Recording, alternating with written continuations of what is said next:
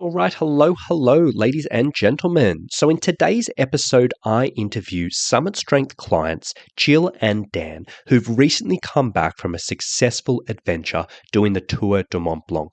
In this episode, they talk a little bit about their training and their preparation leading into this adventure. They talk about their experiences on the tour itself and share some really useful insights for anyone who may be considering this particular trail. A really awesome episode. If you're ever considering the TMB in your future, I think this is a great one for you. So with that being said, let's get into it. All right. Hello. A big welcome, Jill and Dan, and a big welcome to the show. So great to have you on. Hi, Rowan. Thank you. Thanks for having us. So really excited to have you on, and I'm so excited to have you on so fresh from your most recent adventure. And I think it's going to be a really awesome episode, as we were saying just before we hopped on. Just to dive into your preparations, your journey, and for me to hear a little bit about your trip in detail, because I haven't heard all the juicy details yet. So I'm very excited. So I guess to kick things off, do you just want to give us a bit of a background about yourselves? It's just let us know, who you are, where you're from, what do you do, and what are your backgrounds in hiking? So we're both from Northern California, the Bay Area. I'm an engineer, work for a consulting firm.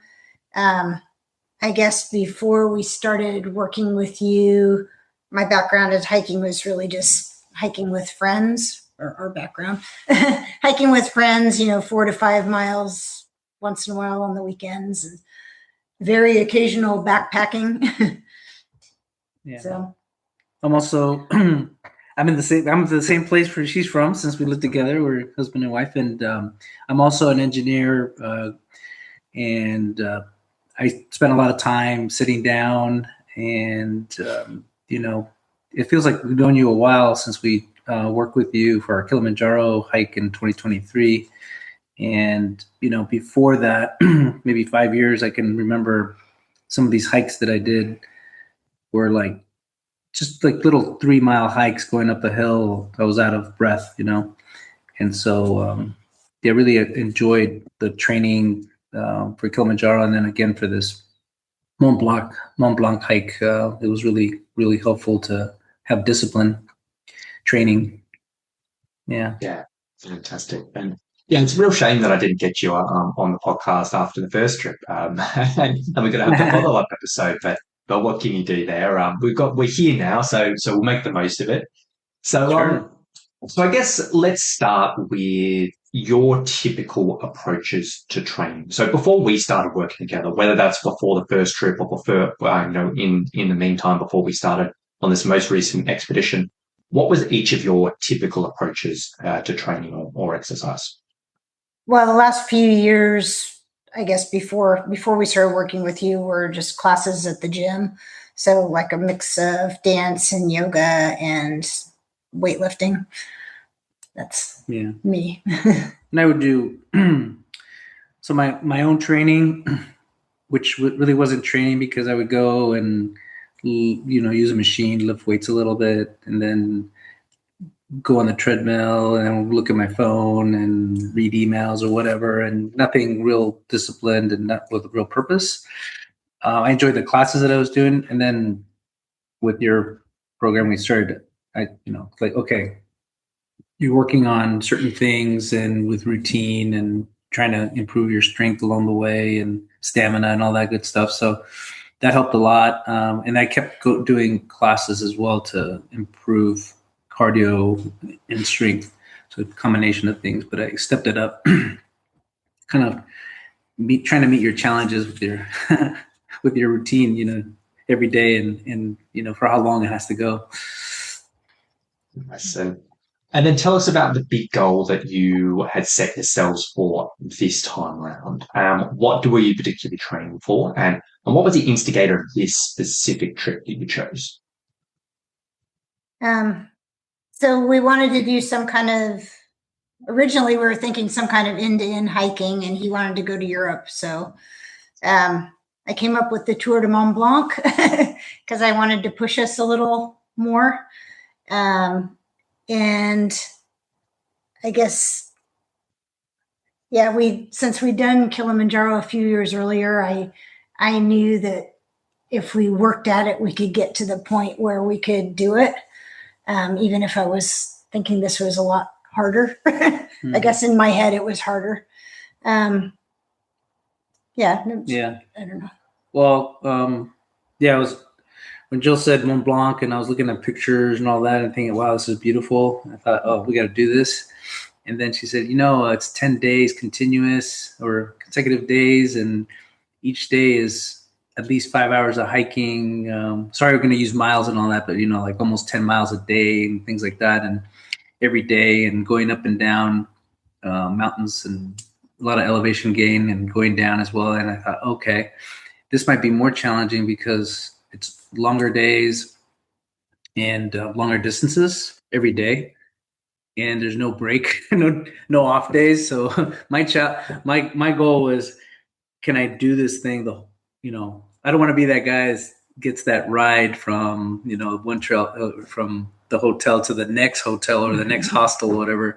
So that was my goal, is to keep up with everybody. So, and it worked out. It was successful.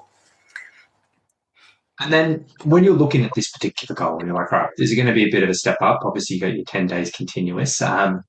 What did make you decide, like, look, I need a little bit extra help with this? And were there any specific things for each of you that you're like, I need to build up this, or I need to work on this to make this upcoming trip a success? My endurance is weak. And so having to do every day for 6 hours, I was concerned about that, especially when there's, 3,000 feet gain each day. So that was my big motivator, is I knew that your program works if I'm consistent about doing it. Yeah. I guess what I appreciate about what some of the things was, you would ask, how are you feeling? Are you having any aches or pains? And I would, tell you knee or hips, and, you included some stretching exercises in there, which was good. And to remember those, to do those. And just because of our work, we can't hike every day because it takes a while to do 5 hours. It takes a lot of time. So being able only to hike weekends as part of the training was great, but doing the exercises every day, for an hour or so was helpful to strengthen the knee areas and the back muscles and all that. So to try to reduce the pain. And then let's dive into that a little bit more and tell us a little bit more about the training you went through. Like, what did a typical week look like? How did it sort of change along the way? Give us a rundown there.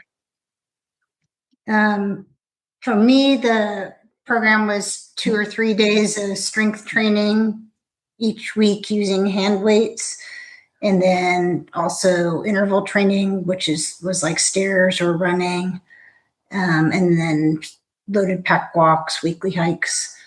I think for me, what helped the most was that because I have a labral tear in my hip, you had me doing individual leg strengthening, and that was a huge help for me. I mean, that made the hiking not, well, I won't say it was pain-free, but it was in general, it's as I got stronger, it was less and less pain.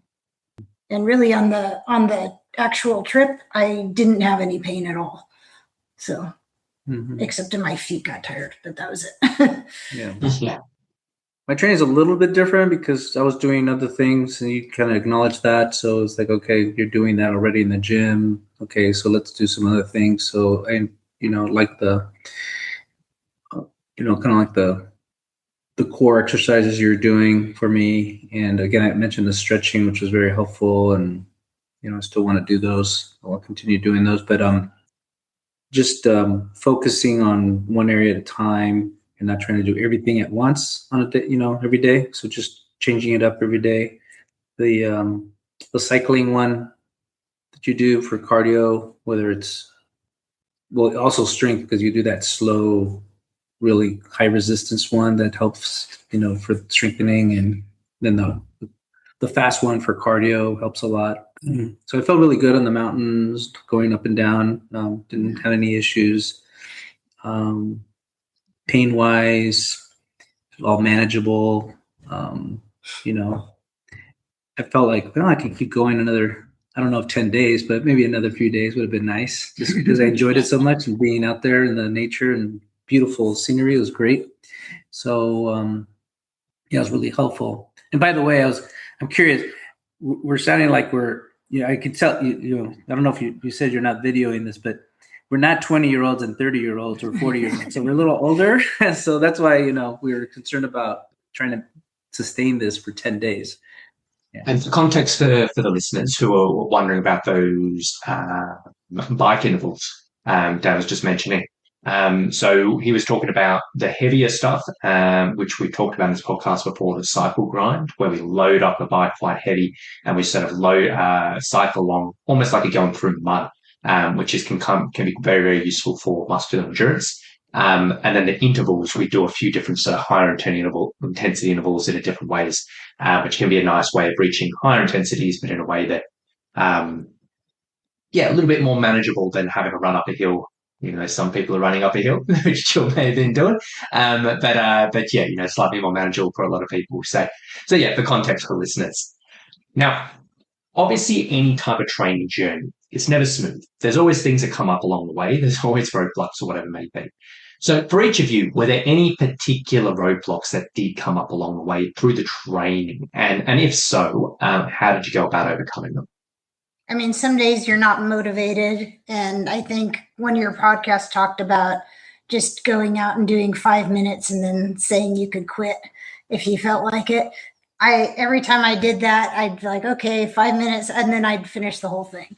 But that mental idea that I could quit after 5 minutes helped a lot, because then it always feels good once I start doing it.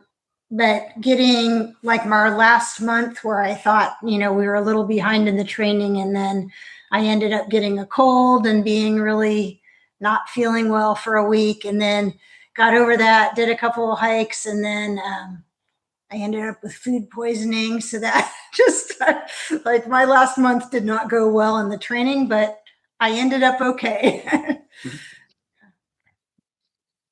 Yeah. For me, I think the roadblocks was just time, having enough time to do everything that I like to do, besides work. So those work gets in the way, but then, doing, whether I play softball or tennis, that kind of stuff. And then like doing gym classes. So, but, I like that you say, well, just do what you can. And, if you can't do all the sets, that's fine, to at least keep doing them. And then, just keep at it. And, that was helpful. One thing we didn't, we never missed hikes. That was nice to do those 3-week hike every week. And then that extra week off, you would do no hiking that week, but we would hike anyway, with weight and progressive weight. That was something that we kept up, and whether it was raining or whatever, we still went out there and did it. That was nice. And it was good to learn how to manage our hiking pace and understand it. Because we're always timing ourselves and seeing how fast.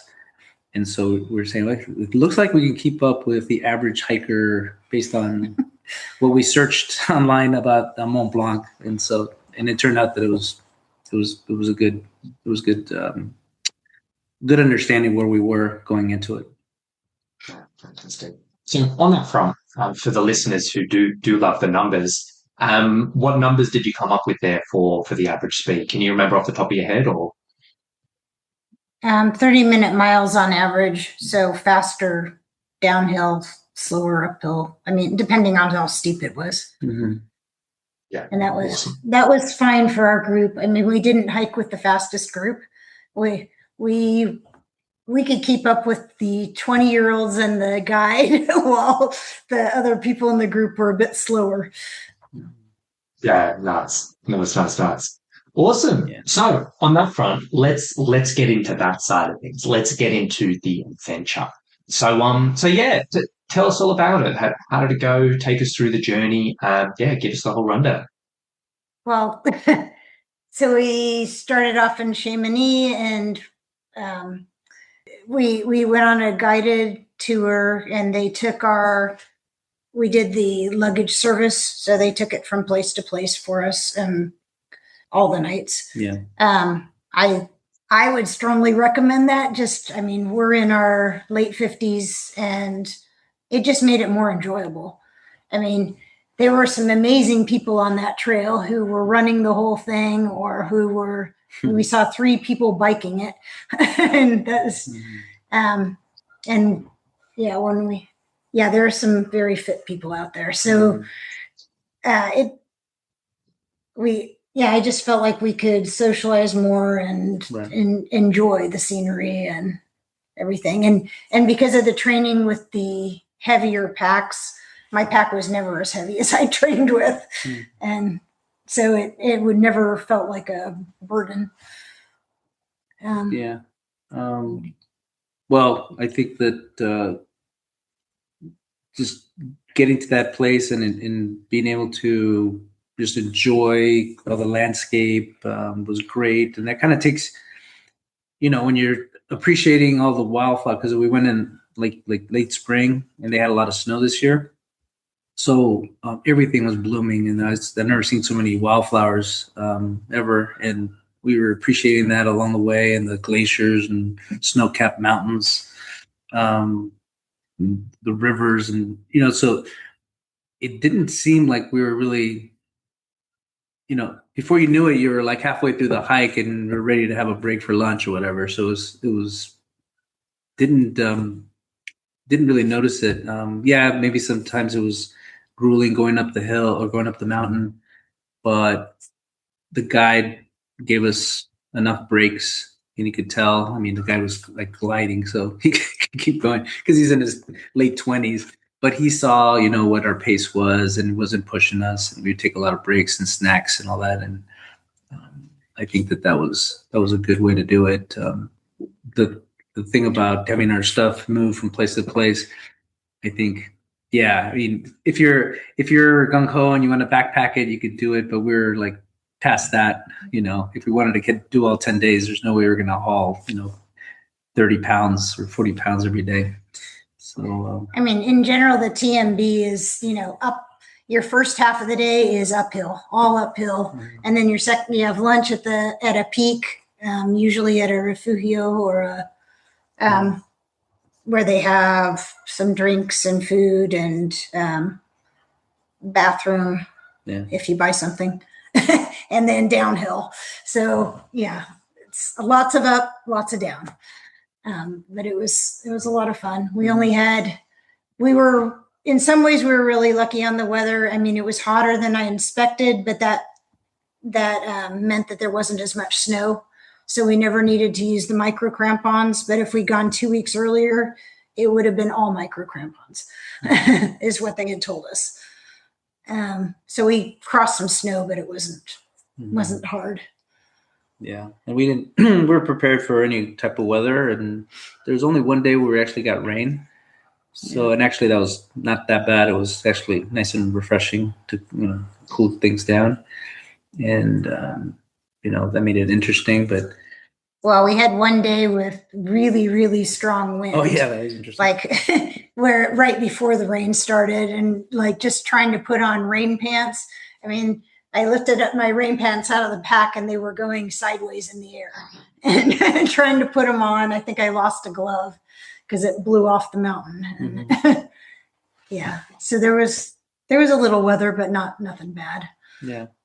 We weren't used. I'm not used to that. She grew up in Kansas. They have tornadoes there, but I had never experienced wind that strong, kind of like out in the elements. So that was kind of fun, but also scary because I thought, like my glasses were on I was hanging them here and they just flew off. I almost lost them. Yeah. So, but that was probably the one thing that was kind of, I don't know if scary is the right word, but just kind of interesting. And then Jill had an experience on the ladders that they have ladders there, and we're strong enough to climb the ladders. It wasn't that big of a deal, but they say if you're afraid of heights, just be cautious. And so it was a little nerve wracking, I think going up them is better than going down them, I think. So I would never go counterclockwise and go No. down the ladders.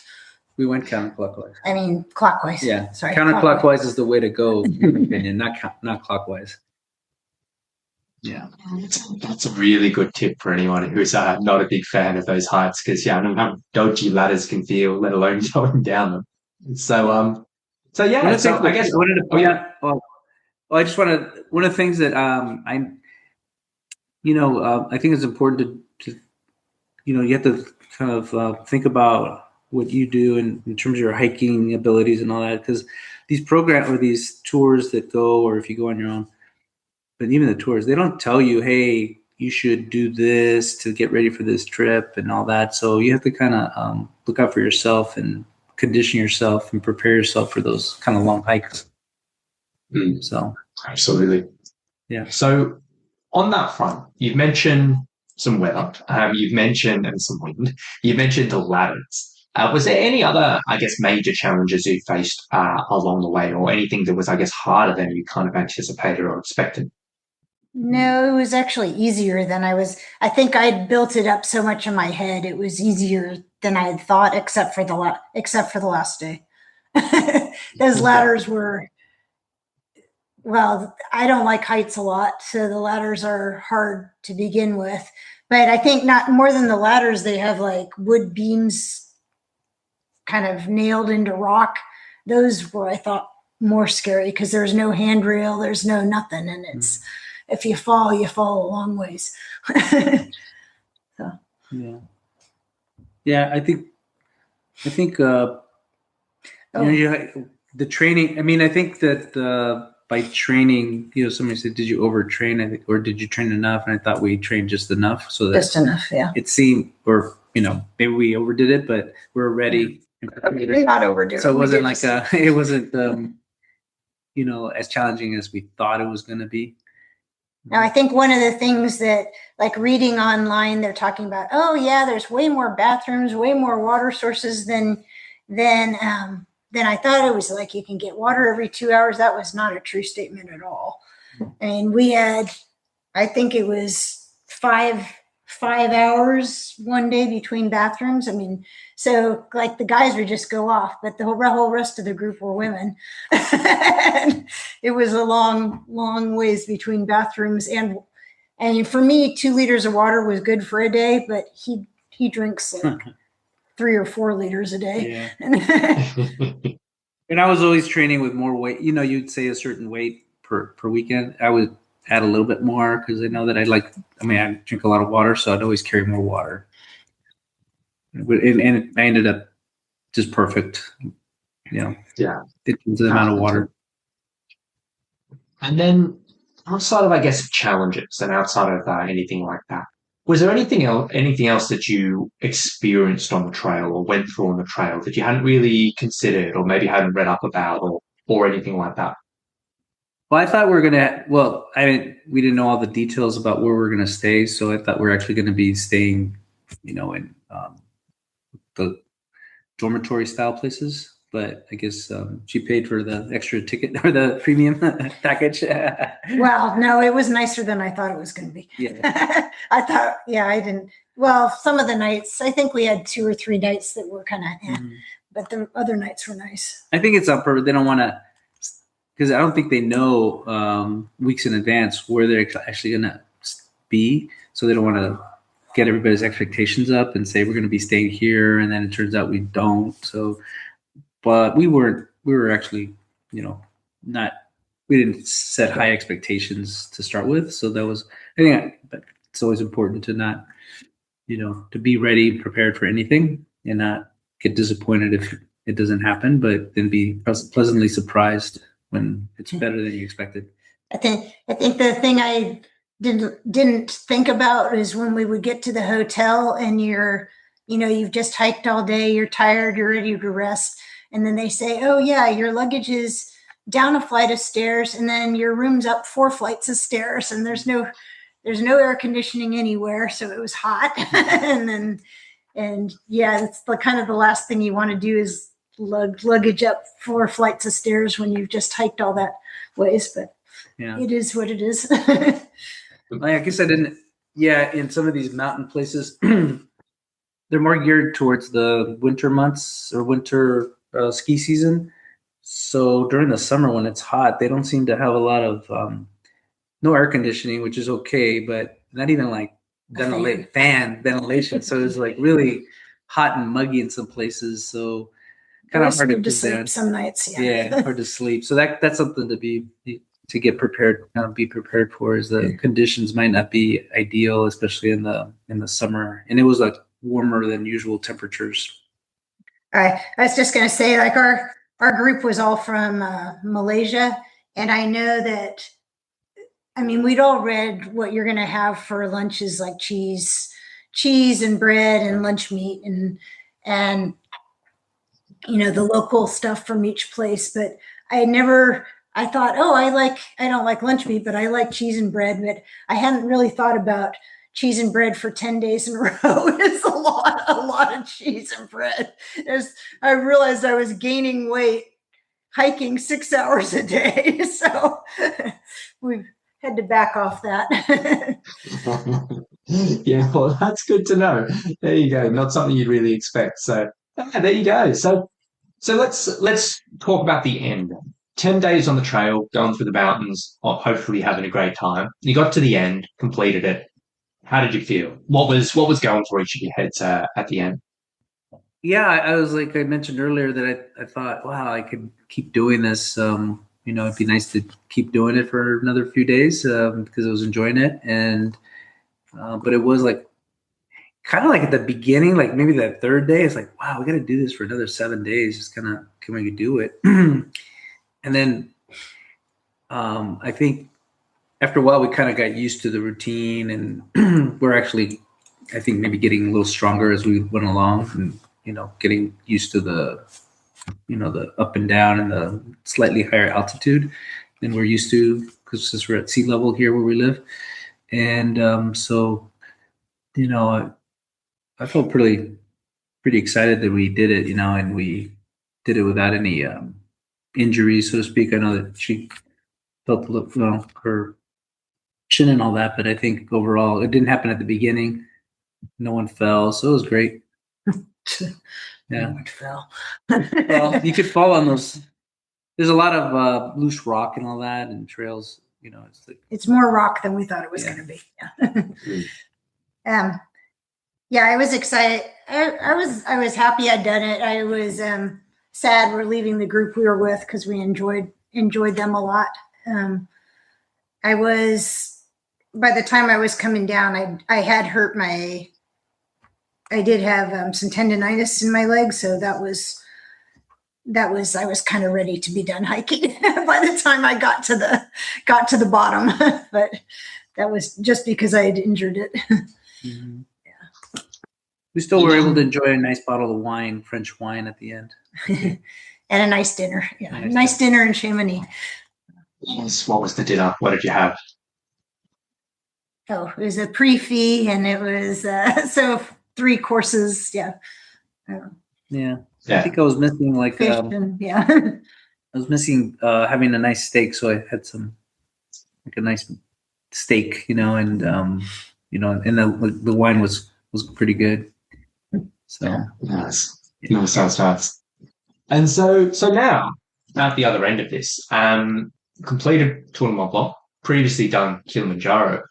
What's ahead for the future? What's the plan of attack for the hiking moving forward? I'd like to do a hike in Nepal, but I'm not sure he's willing to do that. So it may be Dolomites or Pyrenees next. Yeah. No, I wouldn't mind, but it's the altitude, because that on Kilimanjaro we took Diamox and all that, and so that helped. But you have to prepare for that, so it's doable. But and we did have someone in our group have a medical emergency that we had to go off the mountain fast. On Kilimanjaro. So, yeah, we're a little hesitant about the high altitude, having seen that. But Yeah.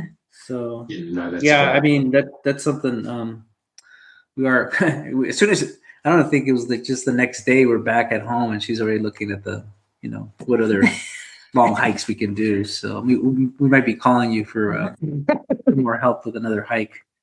Yeah, well, anytime. Sure.